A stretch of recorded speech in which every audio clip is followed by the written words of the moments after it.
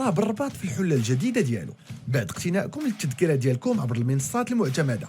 نبغي نذكركم ان الولوج للملعب مرهون بتوفر كل شخص على تذكره خاصه به، شحال من مكان العمر ديالو.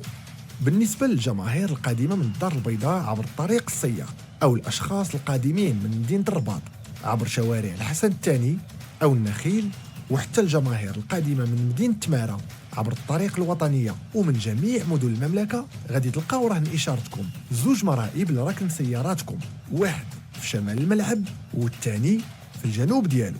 والولوج ليها مرهون بتوفركم على شاره ماكارون بالاضافه لتذكره المقابله.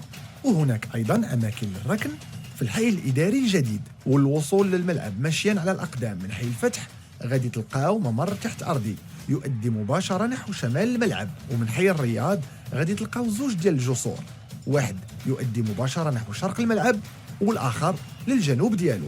وفي الطريق غادي تمروا عبر مجموعه من نقاط المراقبه لضمان سلاسه الولوج للملعب في احسن الظروف.